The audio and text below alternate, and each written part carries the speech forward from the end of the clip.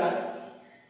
आपण इयत्ता 10वी गणित भाग 1 चे सांख्यिकी हे प्रकरण अभ्यासलेलं आहे. आता ह्या प्रकरणामध्ये शेवटचं म्हणजे संकीर्ण प्रश्न संग्रहामध्ये काही परत उजळणी टाइप काही उदाहरणे घेऊया आपण. यामध्ये आपण मध्यक आणि गौलक काढणे हे पाहू. त्याचबरोबर नंतर आयत आलेख आणि वारंवारता बहुभुज एवढ्या प्रत्येक उदाहरणाची एक एक वेळेस उजळणी घेऊन हे प्रकरण आपण संपवूया. तर बघा, संकीर्ण प्रश्न संग्रह 6 मधलं 5वं उदाहरण. पुढील वर्गीकृत वारंवारता सारणी 50 पूरग्रस्तांच्या कुटुंबांना दिलेल्या मदतीची रक्कम दिली आहे. त्यावरून मदतीच्या रकमेचा मध्य काढा. आता हे आपल्याला हे मध्य जे काढायचे आहे त्याच्यामध्ये 3 पद्धती आहेत. तुम्हाला माहिती आहे, सरळ पद्धत आहे, मध्य विचलन पद्धत आहे, बरोबर आहे. आपण तिन्ही पद्धतीने आपण काढू शकतो, परंतु आपण याच्यामध्ये साधी सोपी जी पद्धत आहे सरळ, तर त्या सरळ पद्धतीने याचा मध्य काढूया. आणि सरळ पद्धतीने मध्य काढत असताना आपल्याला माहित आहे एकूण आपण असे जे स्तंभ आहेत 1 2 3 आणि 4 काढत असतो. तर हे मदतीची रक्कम आहे हजारामध्ये आहे. 50 ते 60 हजार असं वाचावं लागेल. 50 ते 60 हजार, 60 ते 70 हजार आणि 70 ते 80 हजार, 80 ते 90 हजार म्हणजे हजारामध्ये ही रक्कम आहे. तर कुटुंबाची संख्या त्याप्रमाणे आहे 7 13 20 6 आणि 4. यांनी या सारणीमध्ये 50 पूरग्रस्तांच्या कुटुंबांना, जे 50 पूरग्रस्त आहे कुटुंबाची संख्या आहे, या कुटुंबांना दिलेली मदतीची रक्कम आहे. किती रक्कम दिलेली आहे? 50 ते 60 हजार. किती कुटुंबांना दिली? 7 कुटुंबांना. 60 ते 70 13 कुटुंबांना दिलेली आहे. 70 ते 80 हजार किती कुटुंबांना दिली? 20 कुटुंबांना दिली. याप्रमाणे ही सारणी दिली आहे. तर याचा आपण मध्य काढूया. तर हे 4 स्तंभ या ठिकाणी ओढलेले आहेत. तर याच्यामध्ये फक्त हे बघून घेऊया. 50 ते 60 सर्व तुम्हाला माहित झालेलं आहे. आता फक्त सरावासाठी उजळणीसाठी आपण उदाहरण घेत आहोत एक एक. वर्ग 50 ते 60 पहिला वर्ग आहे. 50 ते 60 दुसरा आहे 60 ते 70. त्यानंतर तिसरा 70 ते 80 आणि 80 ते 90, 90 ते लास्ट हा 100. आणि इथे लिहू वाटतं तर परत लक्षात राहील रुपये हजार मध्ये. xi वर्गमध्य काढायचे तुम्हाला सांगितले. वर्गाची खालची मर्यादा अधिक वर्गाची वरची मर्यादा छेद 2. 50 अधिक 60 म्हणजे एकूण किती होतात? 110. 110 भागिले 2 म्हणजे किती आलं वर्गमध्य? 55. आता हे प्रत्येकाचं असं काढत बसायचं नाही. तर याच्यामधला डिफरन्स किती येते पाहायचं. 50 ते 60 डिफरन्स किती आहे? 10चा. 10 याच्यामध्ये ऍड करत राहायचं. हे 10 म्हणजे 65 होईल, परत 10 म्हणजे 75 होईल, परत 10 म्हणजे 85 होईल, परत 10 म्हणजे 95. क्लियर? हे झालं वर्गमध्य xi. आता कुटुंबाची वारंवारता ही याच्याकडे पाहूनच लिहायचं आहे. 7 13 20 6 आणि 4. बस. आता याचा हे टोटल किती आहे? एकूण कुटुंबावर दिलेलेच आहे. एकूण कुटुंब किती आहेत? 50 आहेत. समेशन ऑफ fi बरोबर आहे 50. याची बेरीज केली तरी या ठिकाणी xi fi यांचा गुणाकार 7 5 35 ची 5 हाचे 3 7 5 35 38 385. नंतर 13 5 65 ची 5 हाचे 6 13 5 78 78 आणि 6 845. नंतर 75 2 म्हणजे 150 1500 होतात. 6 5 30 0 हाचे 3 6 8 48 51 4 25 0 हाचे 2 9 चौक 36 380. बघून घ्या एकदा रक्कम चेक करा सर्वांनी. आता ह्यांची बेरीज करूया.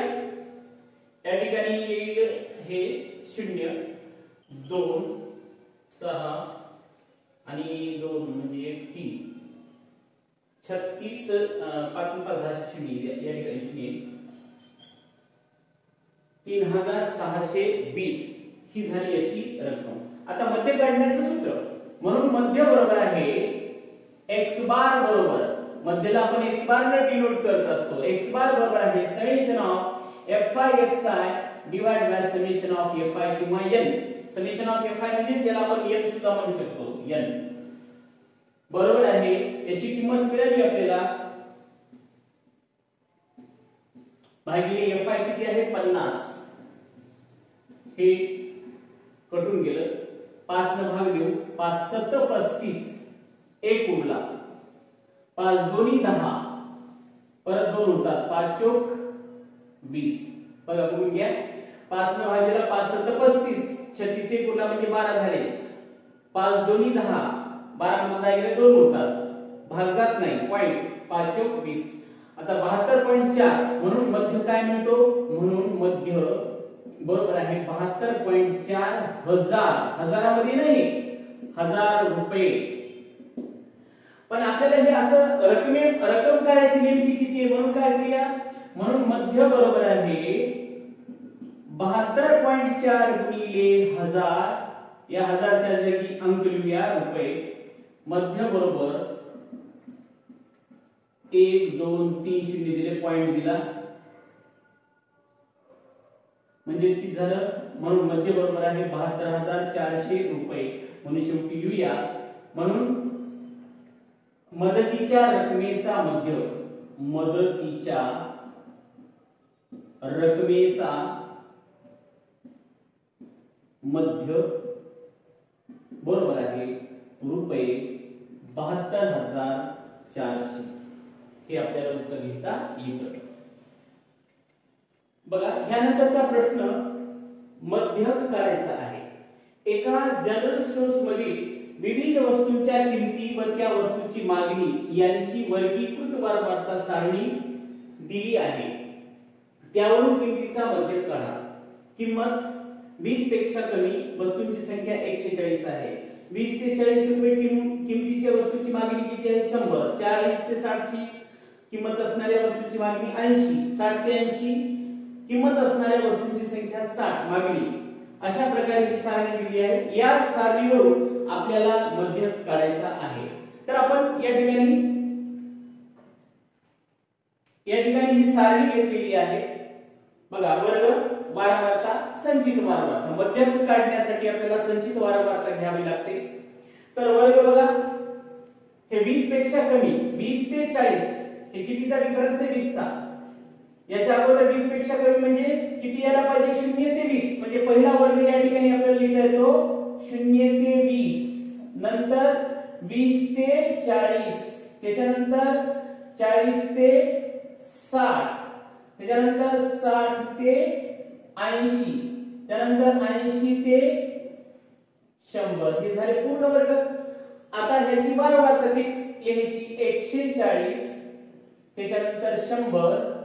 त्याच्यानंतर 80 60 आणि 20.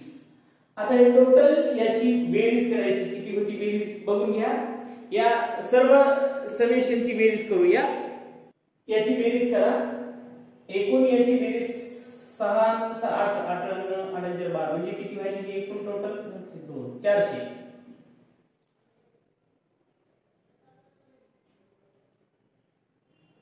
8 8 16 16 20 शून्याचे 2 2 आणि हे 2 2 2 4 400 झालेली आहे. आपल्याला n/2 काढायचं आहे. म्हणून n/2 काय होईल 400 भागिले 2 म्हणजे किती 200. याला 2 ने डिवाइड करायचं. संचित वारंवारता पेक्षा कमी म्हणून बेरीज करत राहायचं. 140 च्या वर काय नाही म्हणून 140 ला 140 घेऊया. 140 आणि 100 ची बेरीज 240. 240 आणि 80 ची बेरीज किती होती 8 आणि 4 12 म्हणजे 320.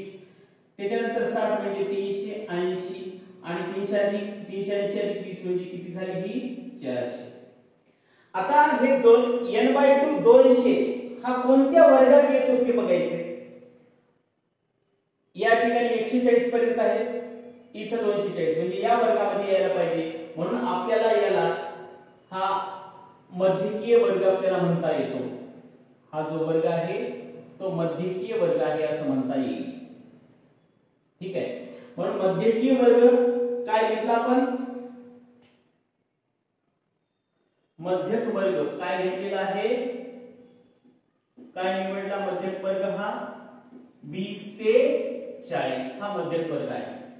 आता याच्यानंतर मध्यक वर्ग झाल्याच्या नंतर आपल्याकडे सूत्र आहे, म्हणून मध्यक बरोबर आहे, सूत्राचा वापर करायचा आहे.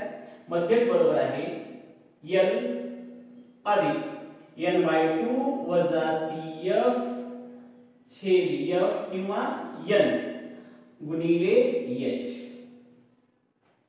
बरोबर आहे. आता हे L प्लस n/2 वजा CF, n/2 आपण डायरेक्ट किंमत काढली, याच्यातले आपण बघून घेऊया कोणते कोणते हे आहे ते. L किती आहे? L म्हणजे काय? मध्यक वर्गाची खालची मर्यादा जी की किती आहे? 20 आहे. त्याच्यानंतर n/2 किती आहे? डायरेक्ट किंमत काढली, n/2 किती? 200. त्याच्यानंतर CF कम्युलेटिव्ह फ्रिक्वेन्सी म्हणजे संचित वारंवारता.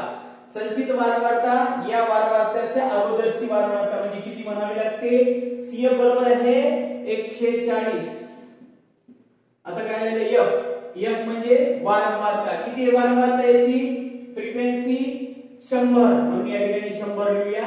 आता राहिले H किती होतं? प्रत्येक या मध्यक वर्गाचं वर्गांतर 40 वजा 20 म्हणजे किती झाले? हे 20. आता ह्या सगळ्या किमती यामध्ये ठेवायच्या किंवा या ठिकाणी आपण लिहू शकतो.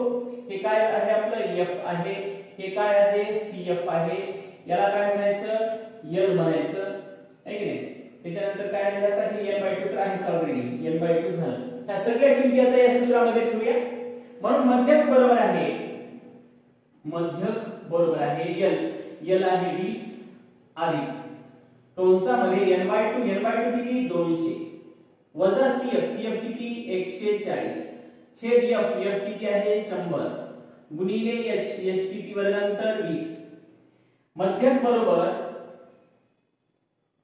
हे 20 ला 20 अधिक ब्रॅकेट सॉल्व करूया. 200 मधून 140 काढून टाका भागिले 100 हे गुणिले 20. त्याच्यानंतर मध्यक बरोबर आहे हे 20 ला 20 अधिक हे 0 कटून जातो बघा, किंवा डायरेक्ट कटून टाकू. 20 5 100 म्हणजे काय आलं इथं? 60/5.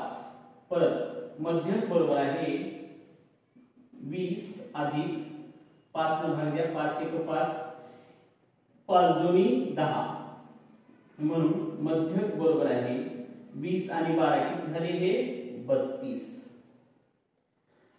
म्हणून आपल्याला काय सांगताय? म्हणून त्या किमतीचा मध्यक, म्हणून त्या किमतीचा मध्यक किती आहे? बरोबर आहे ₹32.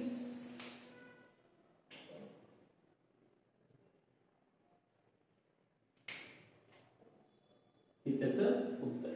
यानंतरचा प्रश्न असा आहे, पुढील वर्गीकृत वारंवारता वितरण सारणीत एका मिठाईच्या दुकानातील विविध वजनाच्या मिठाईची मागणी दिली आहे, त्यावरून मागणीचे बहुलक काढा. आपण यापूर्वीचे जे उदाहरण सोडवले, पहिल्यामध्ये मध्यक, दुसऱ्यामध्ये मध्यक आणि हे तिसरं बहुलक. तर ही सारणी अशी दिली. मिठाईचे वजन ग्रॅम मध्ये आहे. 0 ते 250, 250 ते 500, 500 ते 750, 750 ते 1000, 1000 ते 1250 आणि ग्राहकांची संख्या जी आहे ती मागणी करणाऱ्या 10, 60, 25, 20, 15 अनुक्रमे आहे.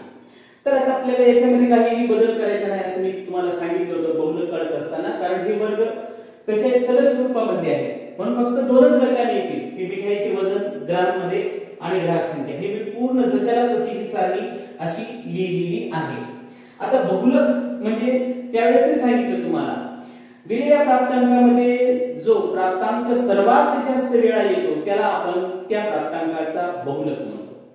तर या ठिकाणी बघा, ग्राहकांची संख्या सगळ्यात जास्त जिथं आहे म्हणजे हे 60, सगळ्यात जास्त 60 दिसते, म्हणून आपण या वर्गाला बहुलकीय वर्ग असं म्हणू शकतो. हा बहुलकीय वर्ग आहे. बहुलकीय वर्ग, हा बहुलकीय वर्ग. बहुलकीय वर्गामध्ये जी वारंवारता असते याला आपण काय म्हणतो?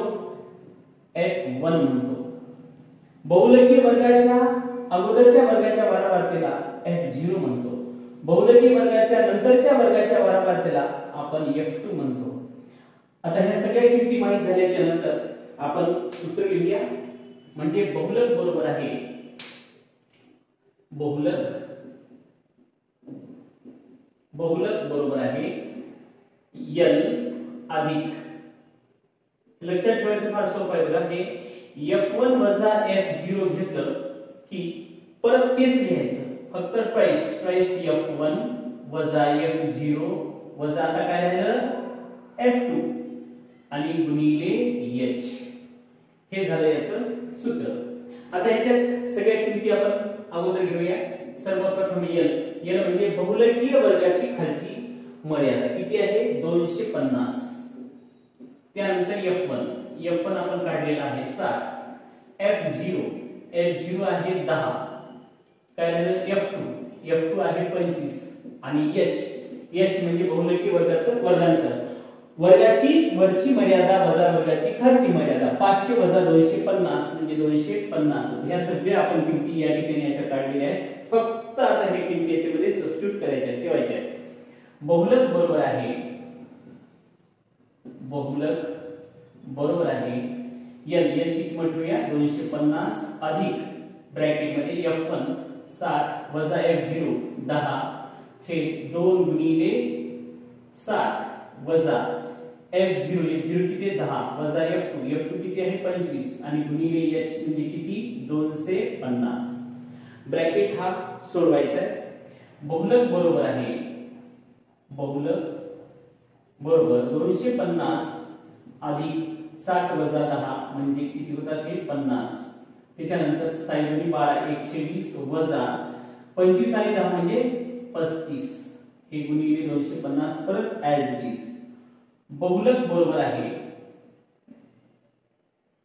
250 अधिक 50 ला 50 120 मधून 35 काढून घेऊ. 5 आणि 5 10 चा 1 म्हणजे 4 8 आणि 4 12 85 गुणिले 250. म्हणून बहुलक बरोबर आहे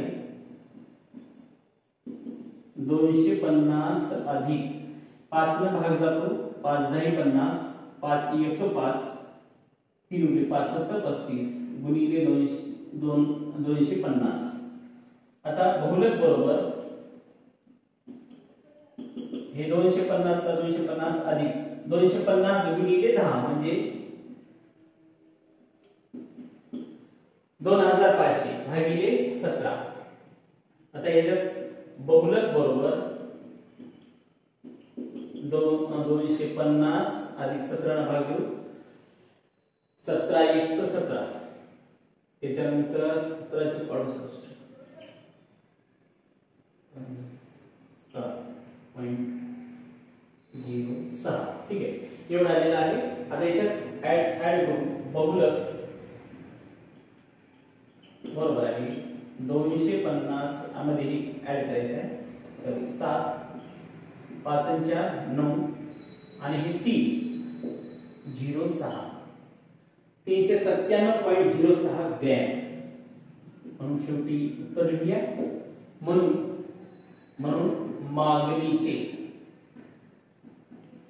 मागणीचे बहुलक बरोबर 397.06 ग्रॅम आहे.